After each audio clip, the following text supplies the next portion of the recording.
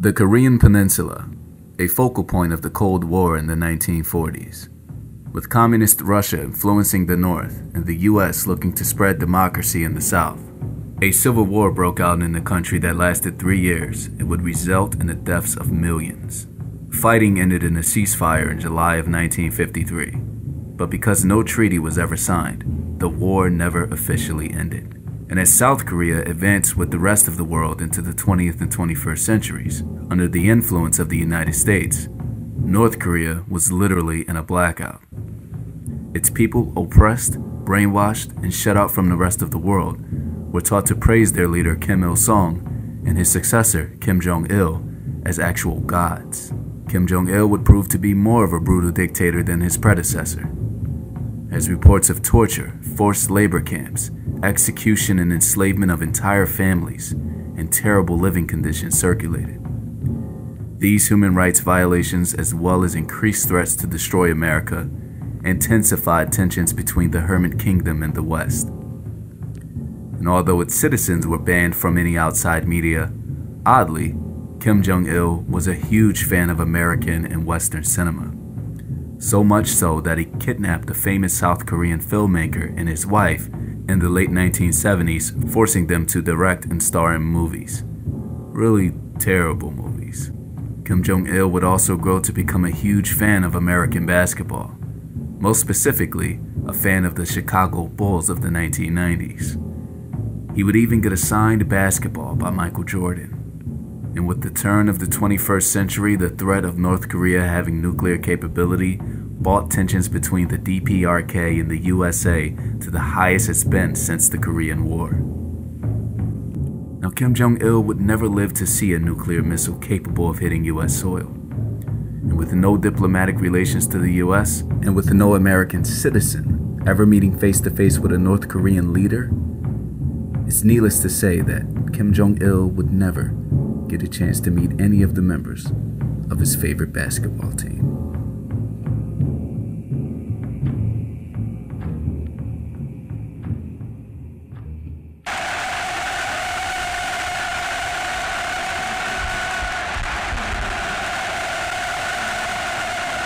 And the Asian guy with the baby face that the crowd is asking to live for 10,000 years is Kim Jong Un, the current supreme leader of North Korea. The really tall black guy sitting next to him with the piercings, in case you haven't figured this out already, is Dennis Rodman. Yes, Hall of Famer, Michael Jordan teammate, Chicago Bulls legend, Dennis Rodman. And this was 2013. An exhibition game between the Harlem Globetrotters and the North Korean basketball team was taking place. An event that was so odd, no one would believe it if it wasn't being filmed.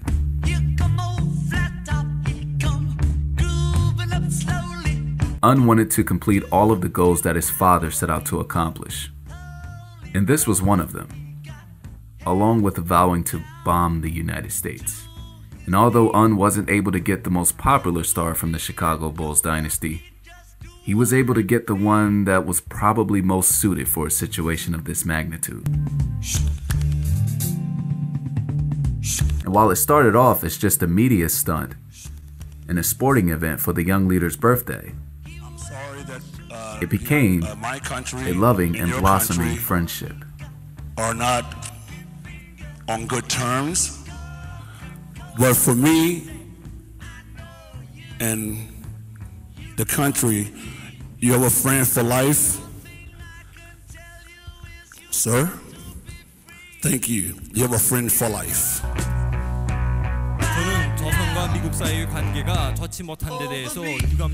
We hear from former NBA star Dennis Rodman on why he calls North Korean dictator Kim Jong Un his friend. And this is for his birthday. This is his gift. I love the guy.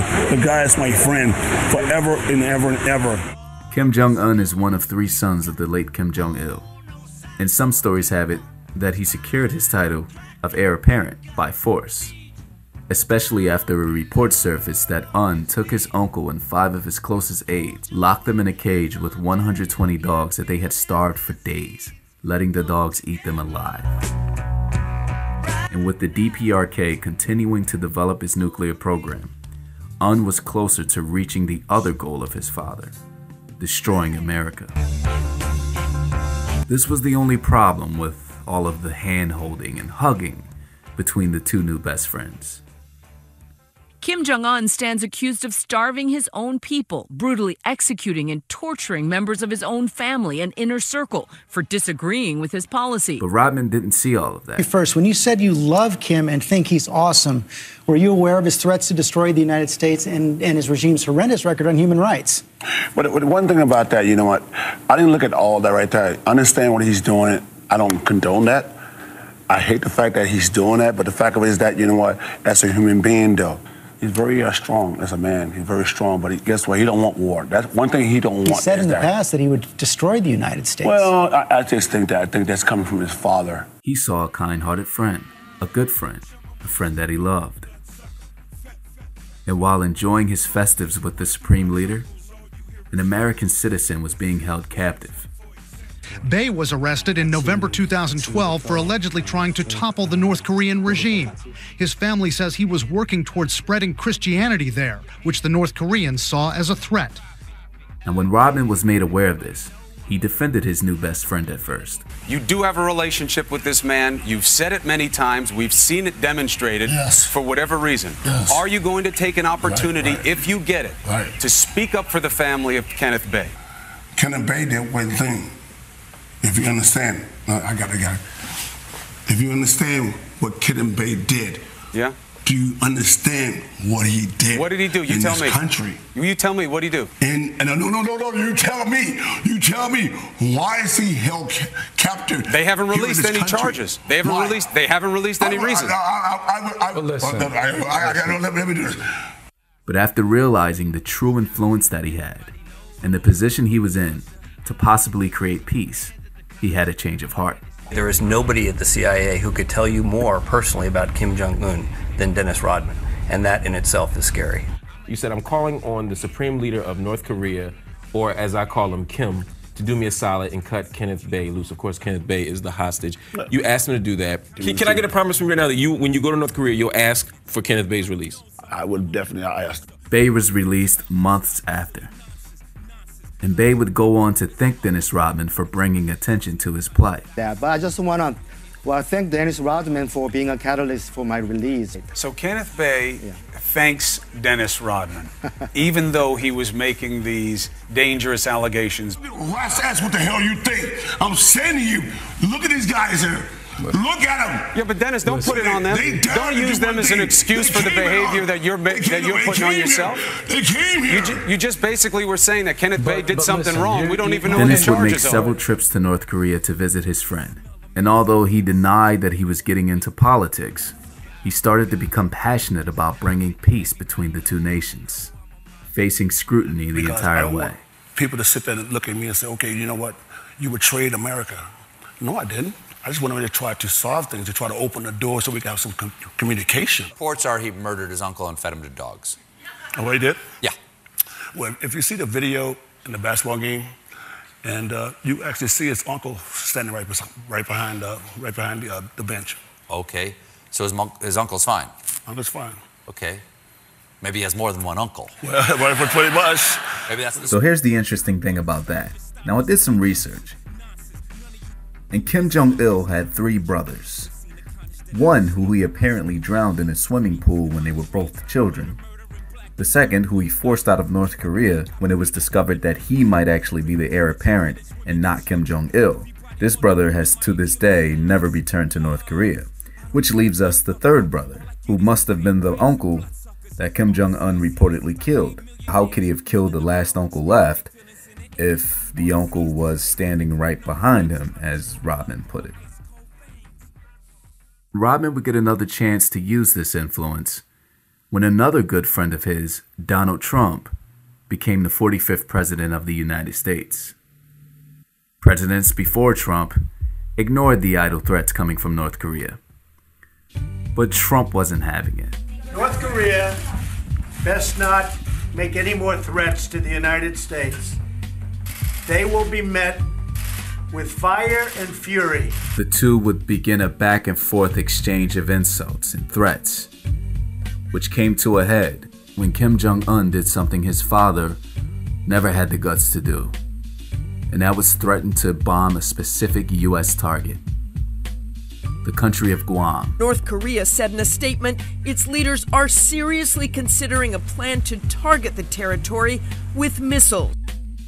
This arose fear among the world that we may be the closest we've ever been to nuclear war. Throughout all this turmoil, Rodman would make his final visit to North Korea in 2017.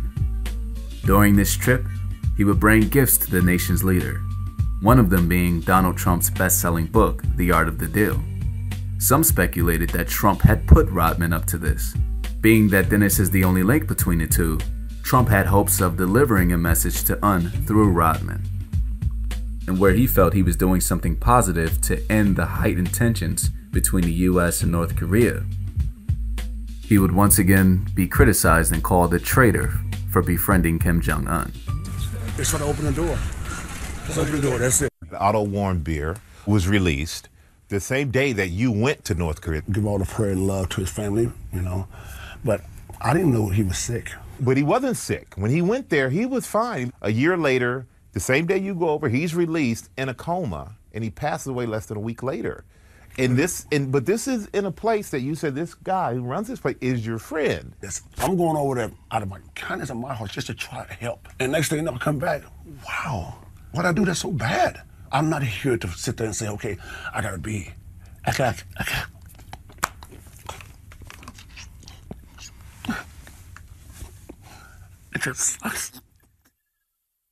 Now, towards the end of 2017, something changed, and the young leader would start to sing another tune, beginning with a sudden agreement to join the 2018 Winter Olympics with South Korea as one united country, an unprecedented move. And in April of 2018, Un had announced that North Korea would denuclearize.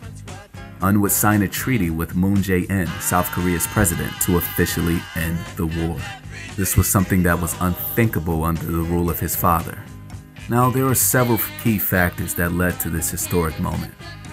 But Rodman believes that it was those gifts that he bestowed upon his dear friend Un in 2017 and their undying friendship that was the key to making one of the biggest adversaries of America have a sudden change of heart. And by the release of this video, Kim Jong Un is planning to meet with Donald Trump in June of 2018. So did Rodman, a friend of Donald Trump, and Kim Jong Un, the only connection between the two? Did he really play a role in this historic moment? Only time will tell.